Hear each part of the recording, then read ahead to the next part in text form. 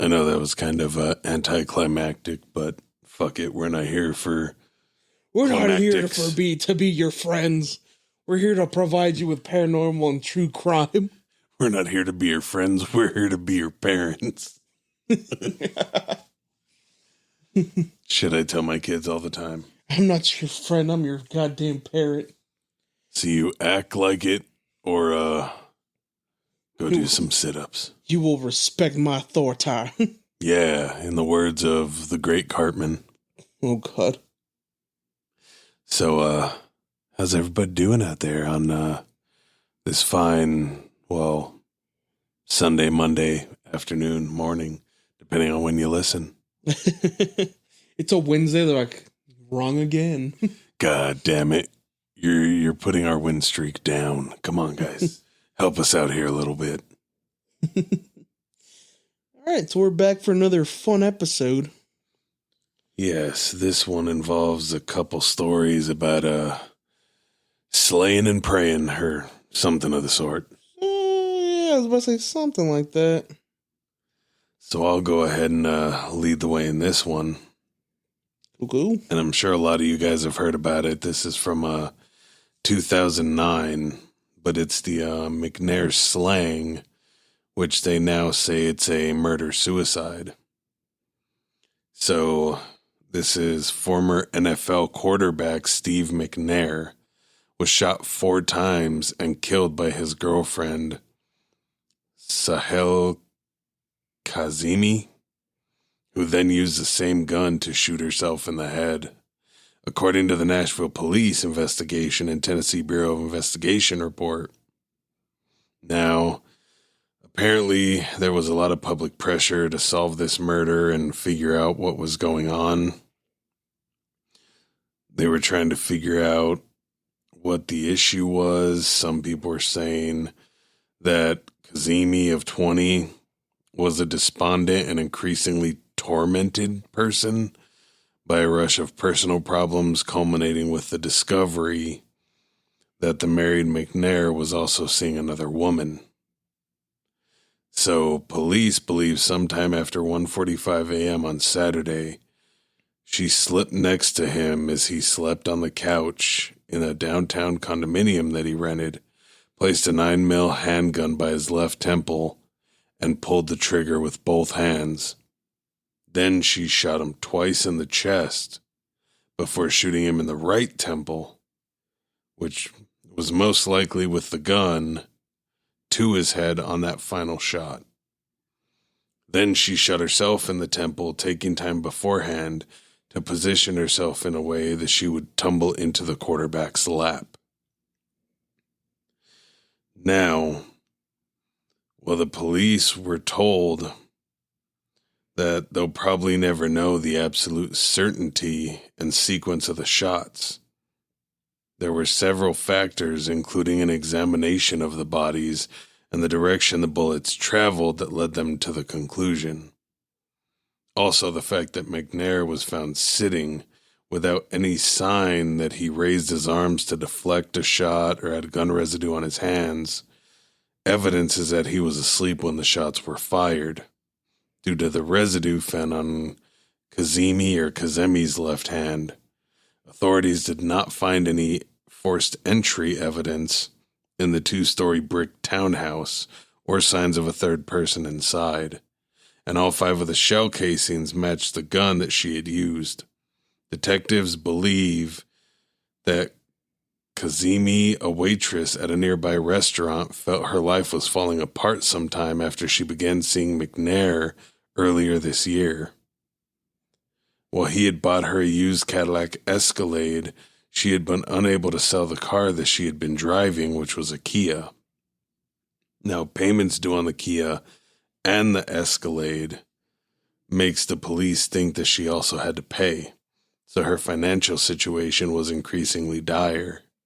The report also said that a female roommate had decided to move to Pittsburgh, meaning Kazem's rent had increased to nearly $1,000 a month. In recent days, she had discovered McNair was seeing another woman. Police said that once watching her leave the condominium and then following her to her home. On the 29th, she told a coworker that her personal life was all screwed up. 3 days later, she was arrested and charged with driving under the influence in downtown Nashville.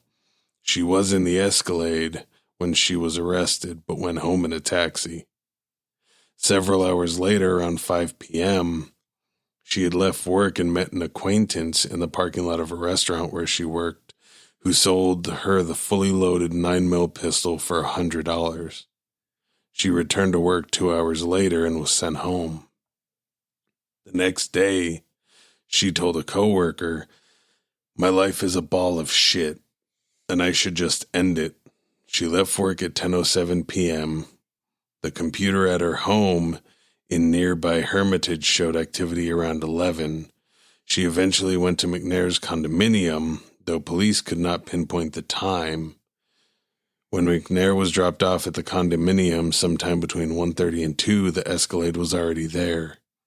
There's no reason to believe that Mr. McNair was murdered by anyone other than Miss Kazemi.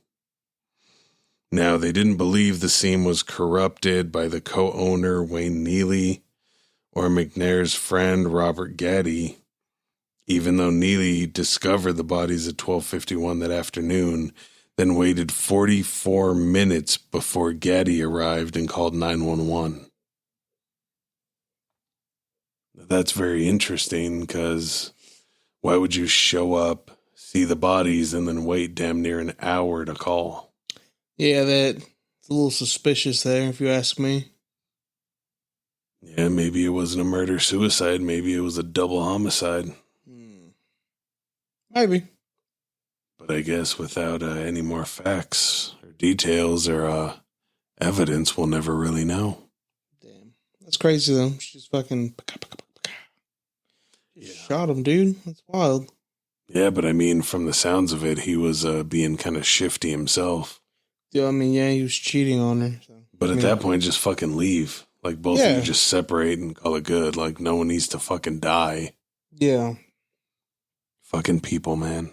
We are creatures of emotion. We run based off of emotion most times and not logic.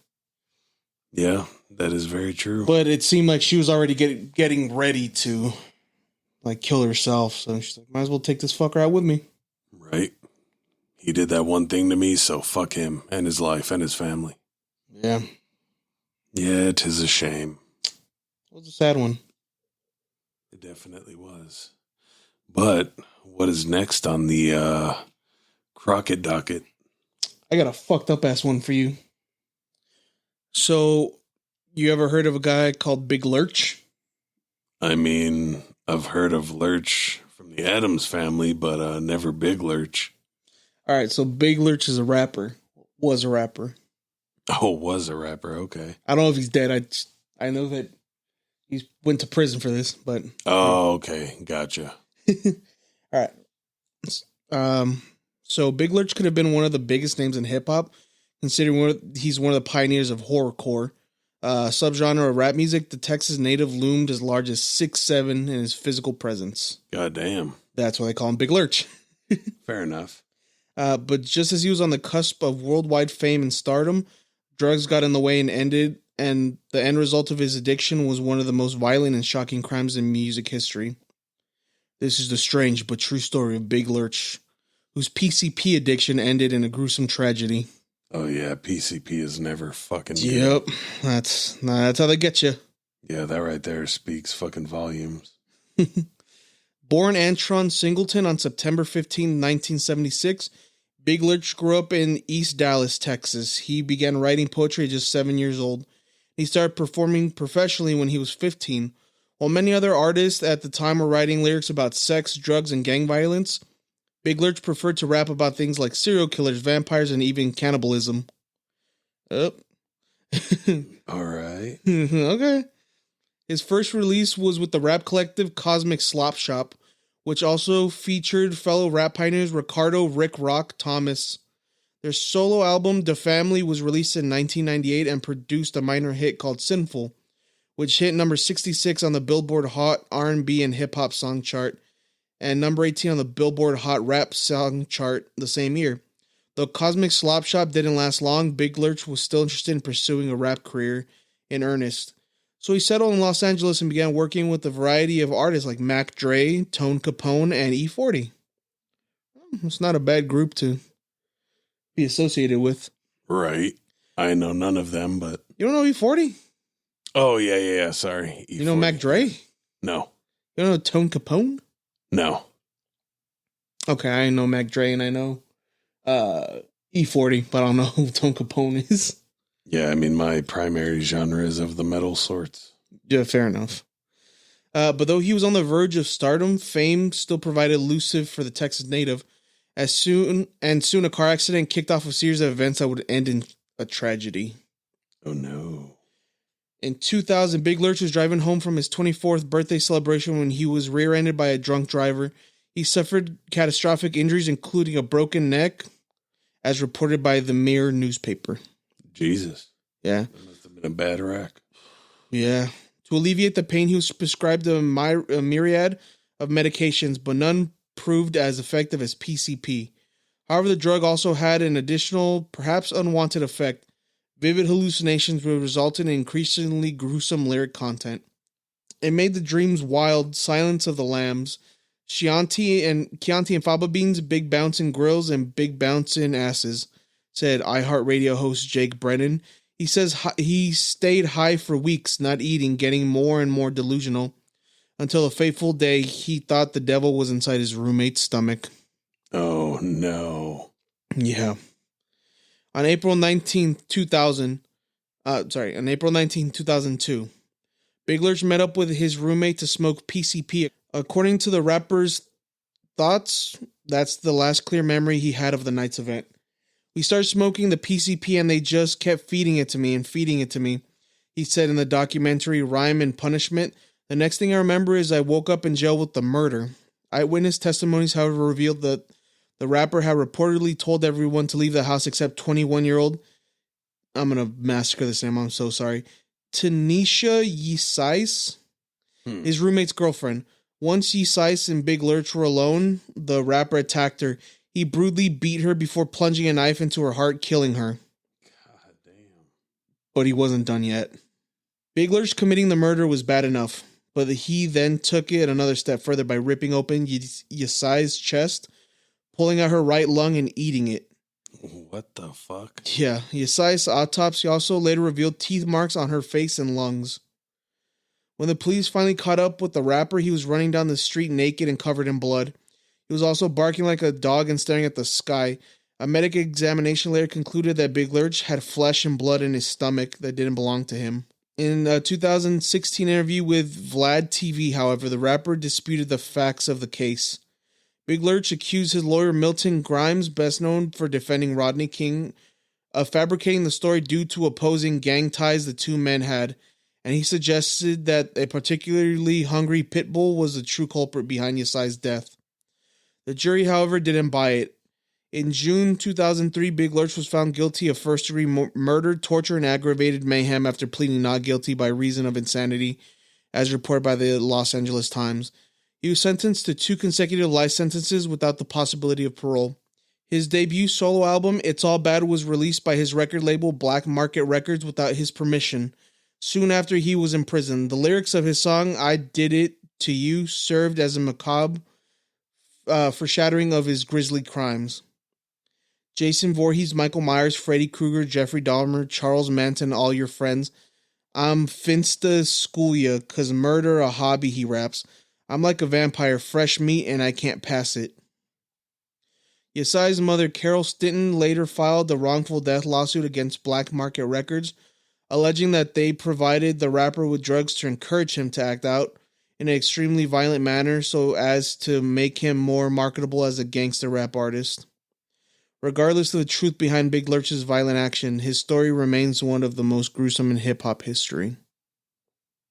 Jesus. Yeah. And trying to blame it on a fucking pit bull when they have the evidence in your fucking stomach, like...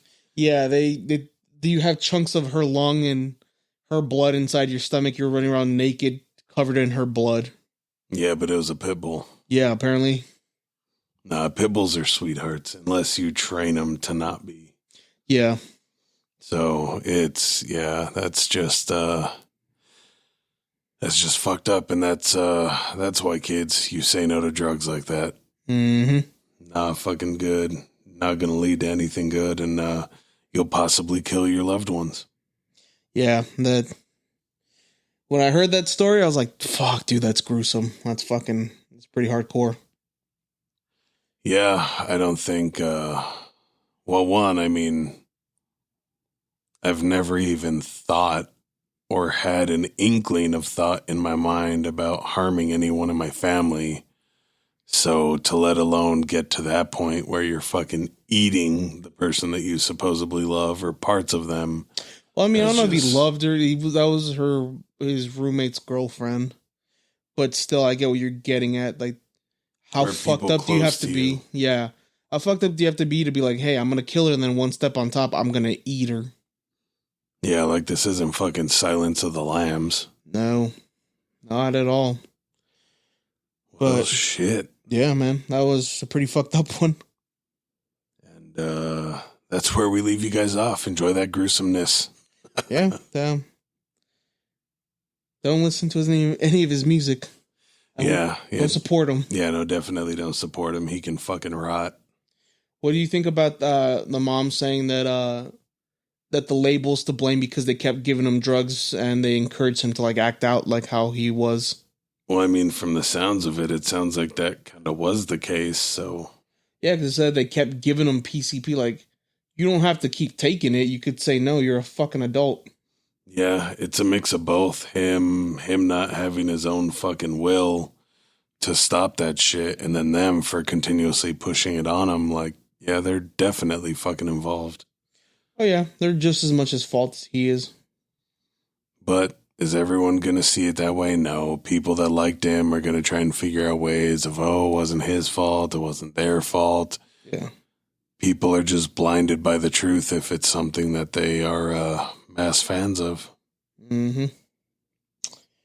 Well, guys, I think that's all we have for you this week. That is. It has been a gruesome day. Yep. Remember, stay away from PCP. Yes, and that rapper and his label. Uh-huh. Well, guys, that's all we have this week. Thank you guys for stopping by. We really appreciate it. We'll see you in Helheim.